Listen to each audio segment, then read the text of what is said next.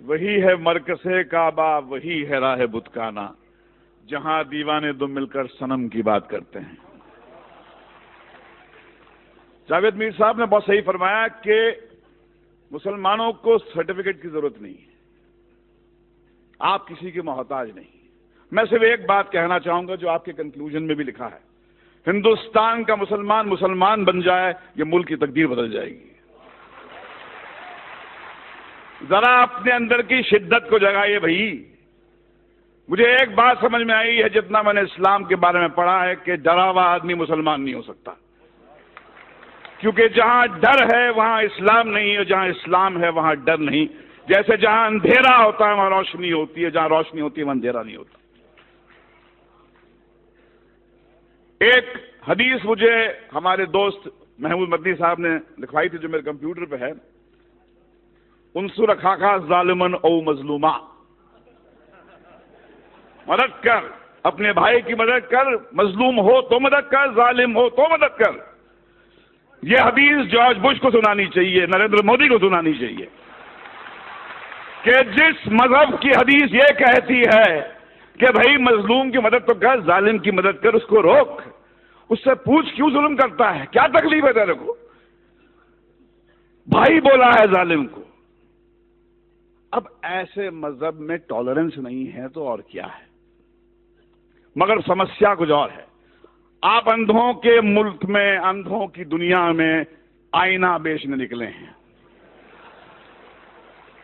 دنیا کا سب سے بڑا دہشت گرد وائٹ ہاؤس میں رہتا ہے، افغانستان کی پہاڑیوں میں نہیں رہتا ہے، اور یہ پورے دنیا کی حکومتیں، یہ 6 بلین لوگ، ان کی جرت نہیں ہوتی ہے کہ جا کے اس جارج بش کو ٹیررسٹ کر کے اس کو پھانسی پہ کے تختے پہ لے جائے۔ میں اوسامہ بن لادن کے خون کے کھیل کو نہیں معاف کروں گا، بشرطے آپ جارج بش کو بھی اسی طرح ٹریٹ کریں۔ ایک طرفہ بات نہیں ہو سکتی ہے۔ اسٹیٹ ٹیررزم کا آپ کنڈون کریں گے اور ان کو کہیں گے ٹیررسٹ۔ جیسے کسی نے فرمایا تھا مولانا بھیا والی صاحب نے کہ بھیا کہ آپ نے بام بلاسٹ کے جو ایکیوز کو تو ٹیلی ویژن پہ چیخ چیخ کے اناؤنس کر دیا کہ ہاں یہ صاحب ان کو یہ سزا دی گئی ہے، مگر بابری مسجد جب شہید ہوئی اس کے بعد میں 1000 لوگ تو یہاں مرے تھے، ان کا کیا؟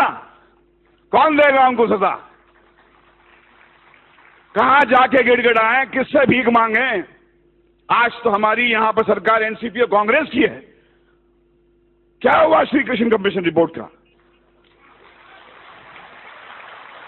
جو سماج انصاف نہیں دے سکتا وہ ٹیررزم سے مکت نہیں ہو سکتا۔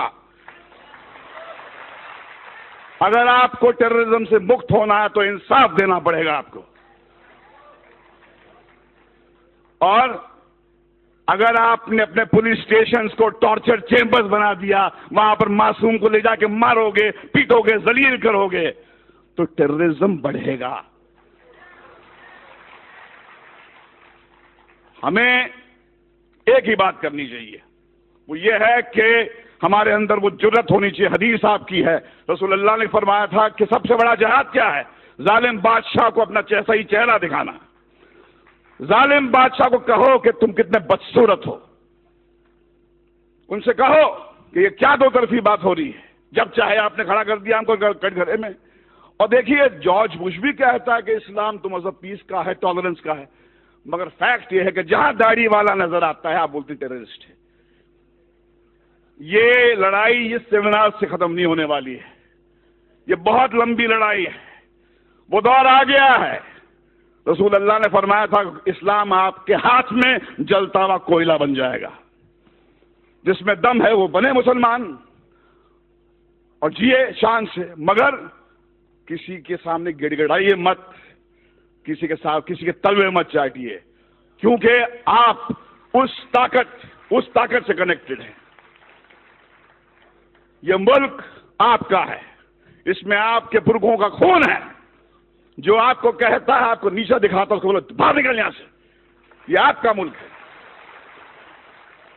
یہ ہمارے آپ کا ملک ہے، اس کو ہم ٹھیک کریں گے۔ اسلامو فوبیا ہندوستان کو شوبھا نہیں دیتا۔ یہ ویسٹ سے میک ڈونلڈ لانے والے، کوکا کولا لانے والے لوگوں کا ہو کہ اسلامو فوبیا ویسٹ میں رکھیں۔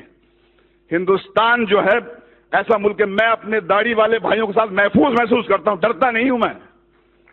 جب میں مسلمان بھائی کے ساتھ میں ہوتا ہوں لگتا ہے کہ یہ بچائے گا مجھے.